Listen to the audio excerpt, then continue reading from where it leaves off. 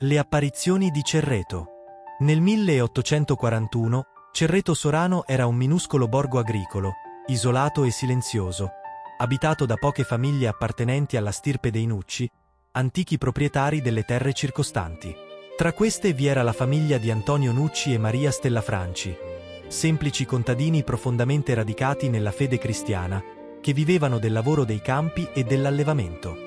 Proprio in quell'anno, il 26 novembre 1841, nacque la loro quarta figlia, a cui venne dato il nome di Veronica, scelto dalla madre in seguito a un sogno premonitore avuto durante la gravidanza. L'infanzia di Veronica trascorse tra semplicità e serenità, immersa in un contesto familiare che valorizzava la preghiera e le virtù cristiane, patrimonio delle famiglie contadine dell'epoca. Le giornate iniziavano prima dell'alba, scandite dai lavori domestici e agricoli, e dalla cura delle pecore, vera risorsa economica della famiglia. La sera, prima della cena, tutti si riunivano per recitare il rosario, mentre nei giorni di festa era consuetudine partecipare alla Santa Messa, sia nella parrocchia di Santa Maria dell'Aquila sia nel vicino paese di Sorano, dove si approvvigionavano anche degli acquisti necessari. Fu proprio in questo ambiente di fede genuina, di lavoro quotidiano e di intensa spiritualità familiare che presero forma gli eventi straordinari legati alle apparizioni di Cerreto Sorano. Era il 19 maggio 1853 e Veronica aveva 12 anni. Nel pomeriggio si trovava nei campi, come di consueto, a pascolare le pecore. Il cielo si fece via via più scuro, le nuvole si addensarono e presto lampi e tuoni crearono un clima di timore. Insieme al fratello più piccolo, Tista, si affrettò a condurre il gregge verso una capanna vicina per metterlo al riparo. Quando iniziò a piovere intensamente, il fratello era già al sicuro con le pecore. Veronica invece si fermò all'improvviso, sorpresa da una visione inattesa. Davanti a lei apparve una donna vestita di bianco e, cosa ancora più straordinaria, nello spazio attorno a quella figura la pioggia non cadeva. Secondo il racconto di Veronica, la donna appariva di straordinaria bellezza. Indossava una veste di base bianca, impreziosita da piccoli fiori rossi, e alla vita portava una fascia nera, luminosa. Sul capo aveva un manto di colore celeste che le scendeva fino ai piedi. Le sue mani erano aperte e protese, in un gesto che richiamava la supplica e la preghiera, mentre sul capo portava una corona d'oro, al centro della quale risaltava una croce. La donna la invitò ad avvicinarsi senza paura, assicurandole che non si sarebbe bagnata nonostante la pioggia battente. Poi, volgendo lo sguardo verso la chiesa parrocchiale, chiese a Veronica di pregare insieme a lei.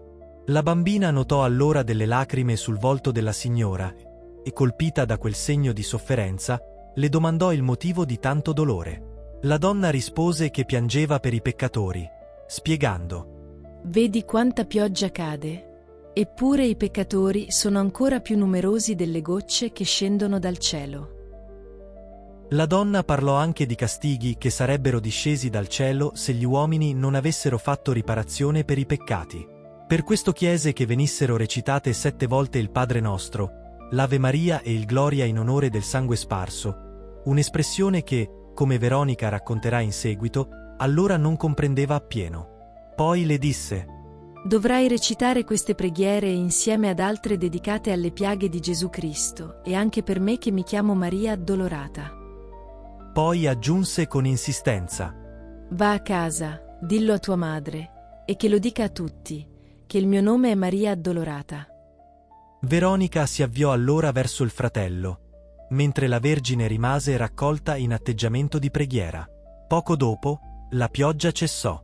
Rientrata a casa, Veronica trovò la madre in precarie condizioni di salute. Per questo, inizialmente non raccontò ciò che le era accaduto. Tuttavia tutti notarono con grande stupore che la bambina, pur essendo rimasta nei campi sotto il temporale, come il fratello confermava, aveva gli abiti completamente asciutti. Il giorno seguente, la madre si riprese e Veronica, con la sua abituale semplicità, le narrò ogni cosa.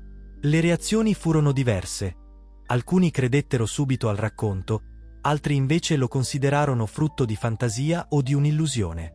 A quel punto il cugino Nazareno, preso da un impulso improvviso, afferrò una croce e dichiarò di voler andare sul luogo indicato da Veronica. Molti lo seguirono e giunti sul posto, rimasero colpiti nel vedere, sulla terra ancora bagnata, le evidenti impronte di ginocchia poggiate in preghiera.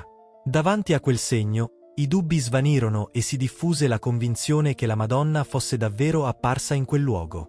Trascorsi 2 giorni, la notizia giunse all'arciprete Busatti, che decise di recarsi personalmente sul luogo indicato.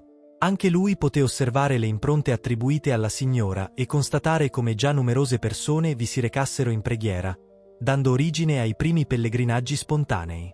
Alcuni giorni più tardi, mentre Veronica era raccolta in preghiera sulla collina dell'apparizione, udì una voce che le disse: Veronica, fatti accompagnare dal vescovo e riferiscigli che in questo luogo venga costruita una cappella.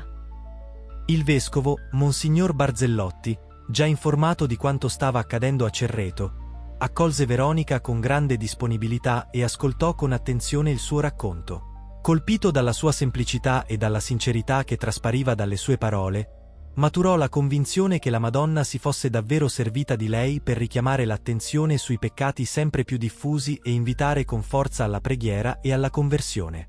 Il 20 luglio 1853, il vescovo, dopo un attento discernimento, scrisse a Papa Pio IX per informarlo dettagliatamente di quanto era avvenuto a Cerreto.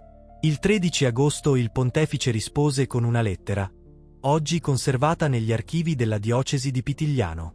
Nella risposta il Papa conclude esprimendo il proprio pensiero favorevole alla costruzione della cappella nel luogo dell'apparizione, affidando alla protezione della Vergine Maria Addolorata la giovane Veronica, la diocesi e l'intera Chiesa, come segno di fiducia nell'aiuto e nella protezione della Madonna. L'8 maggio 1857, quando Veronica Nucci era ancora in vita, ebbero inizio i lavori di costruzione del santuario con la benedizione e la posa della prima pietra.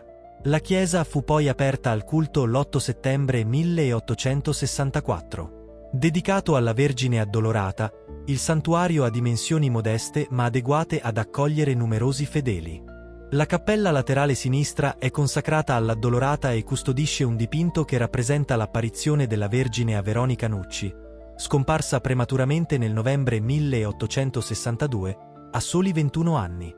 Nella stessa cappella riposano anche le sue spoglie. La cappella di destra, invece, è stata trasformata in coro per le Carmelitane, presenti nel santuario dal 1992. Il Carmelo fondato a Cerreto porta il titolo mariano di Januacelli, ovvero Porta del Cielo.